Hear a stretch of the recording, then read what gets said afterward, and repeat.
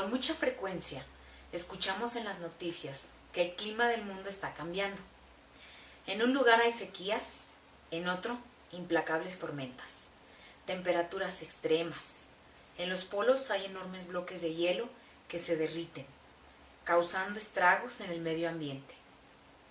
Casi nadie podría negar que al sufrir de un día caluroso, una fuerte lluvia, ventarrones o inundaciones, ha mencionado al cambio climático como su posible causa.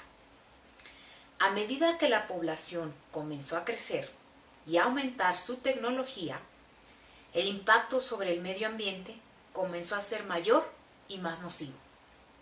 El momento donde comenzó a ser modificado mayormente fue a partir de la revolución industrial. Esto se debe a la explotación de recursos minerales y fósiles. De esta manera, el equilibrio del sistema ambiental fue destruido y la calidad de vida de muchos seres vivos se halla desde ese momento en muy malas condiciones y para algunos resulta incluso imposible adaptarse a esas nuevas condiciones.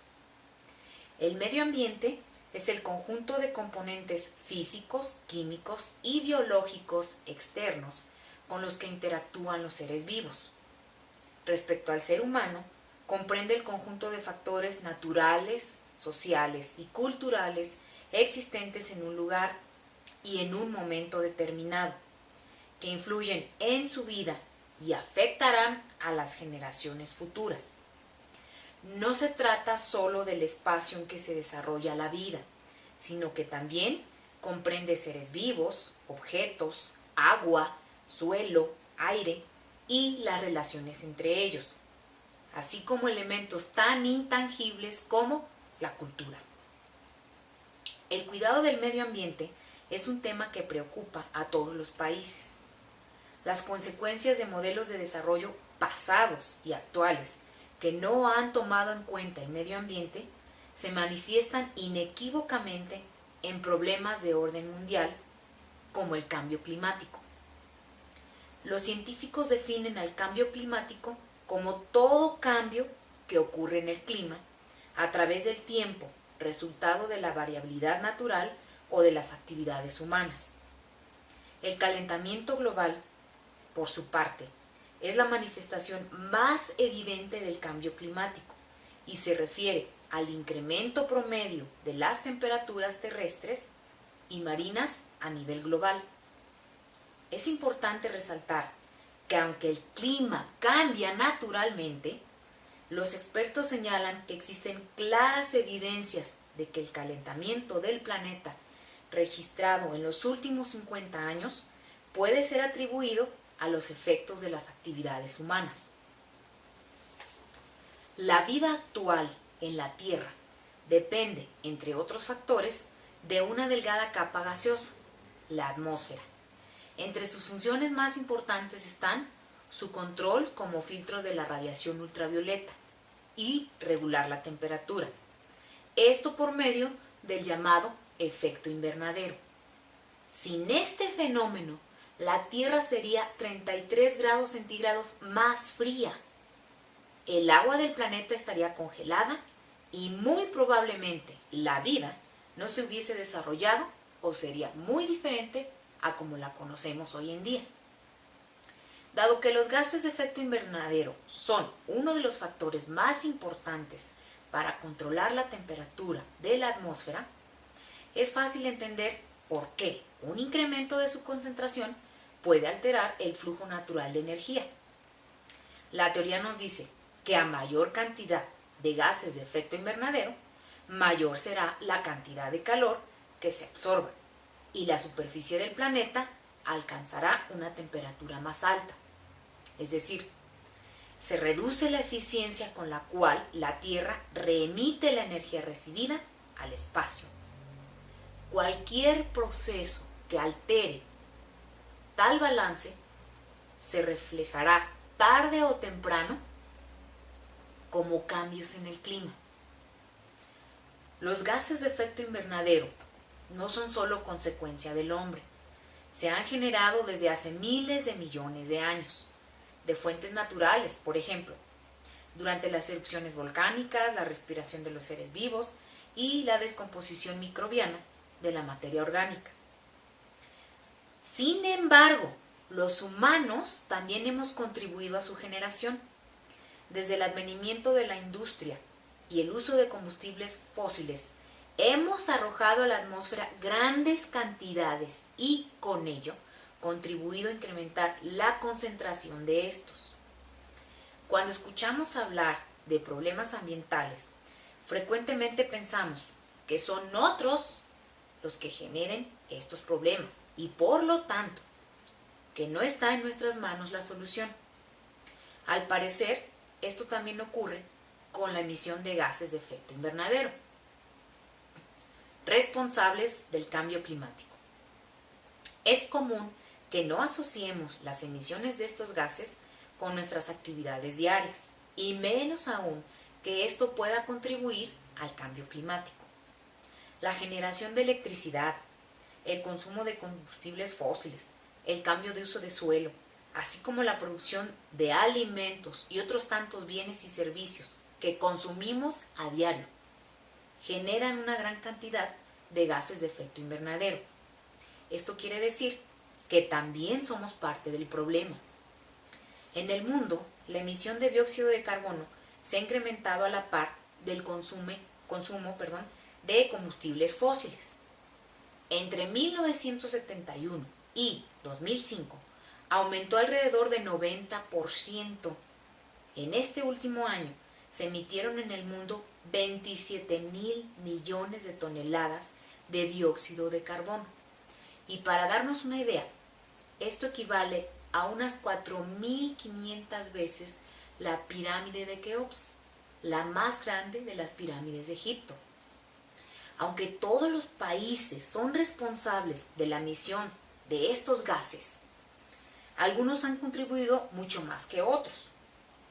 En los últimos años, los países que más emitieron dióxido de carbono fueron Estados Unidos, China, Rusia, Japón e India. En estos países se emite poco más del 54% del total mundial. Sin embargo, no siempre los países más densamente poblados emiten mayores volúmenes. ¿Cómo es esto? ¿Por qué?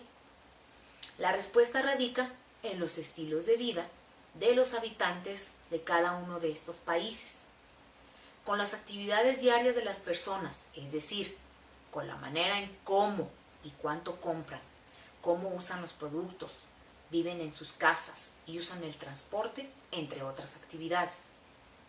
Las principales academias de ciencias del mundo, así como el grupo de especialistas denominado Panel Intergubernamental sobre el Cambio Climático, han llegado a la conclusión de que existen claras evidencias de que el calentamiento que se ha registrado en las últimas décadas puede ser atribuido a los efectos de las actividades humanas.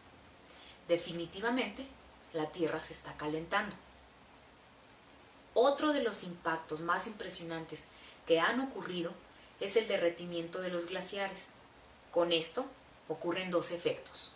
Por un lado, se pierden depósitos vitales de agua dulce, ya que funcionan como reservorios gratuitos, reteniendo el agua durante el invierno y liberándola poco a poco durante la primavera y el verano. En segundo lugar, y por extraño que parezca, los glaciares nos ayudan a evitar que el planeta se caliente más, y no por ser de hielo, sino por su color blanco, que refleja hacia el espacio una gran cantidad de luz. Al derretirse los glaciares, las superficies de colores más oscuros, como las del agua del mar y los suelos que están por debajo, quedan expuestas, por lo que absorben más radiación. Se calientan y emiten radiación infrarroja que contribuye a calentar más la Tierra. Otra evidencia del cambio climático es la ocurrencia de eventos extremos, que son aquellos fenómenos climáticos de gran intensidad y de poca frecuencia, que tienen efectos ambientales y sociales adversos.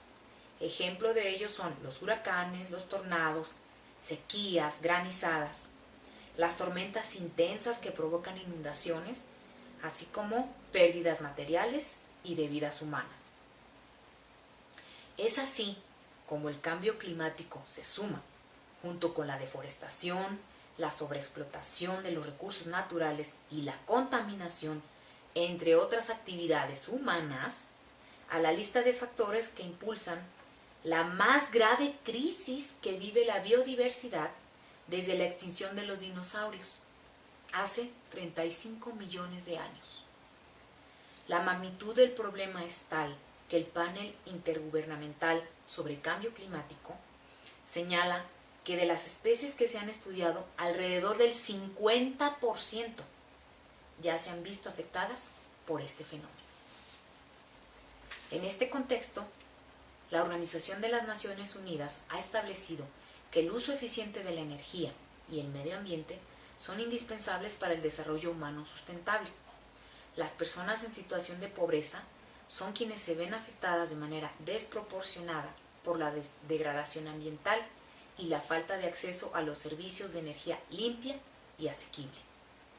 El agua, los alimentos y el oxígeno son los recursos principales desde la perspectiva biológica del hombre que debemos cuidar por nuestro propio bien. El agua es imprescindible para la vida y además cualquier actividad humana requiere su empleo y su carencia limita las posibilidades de la presencia humana. Los alimentos son igualmente importantes, ya que presentan a la vez la fuente de materia y energía. La abundancia de oxígeno hace que no se valore tanto como un recurso, aunque para los seres vivos pues es un gas vital. Por ello es necesario comenzar a preocuparse y ocuparse por el uso responsable de dichos recursos y fomentar el equilibrio entre medio ambiente y desarrollo sustentable en beneficio de la humanidad.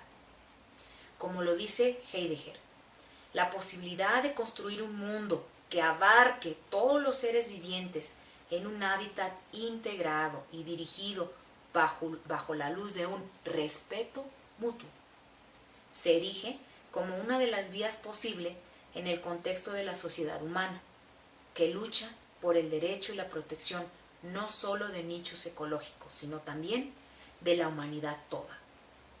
La forma de conservar nuestro preciado planeta está en nosotros mismos, en casa, desde las pequeñas acciones que parece que no aportan, como consumir lo necesario, utilizar más el transporte público, usar el agua racionalmente, reciclando, reutilizando, hasta acciones como establecer contenidos educativos enfocados a concientizar sobre el cuidado de los recursos, implementar políticas en pro del ambiente, llegar a acuerdos internacionales para reducir las emisiones a la atmósfera y emprender acciones que permitan preservar nuestro espacio de vida. Nuestra casa está en ti.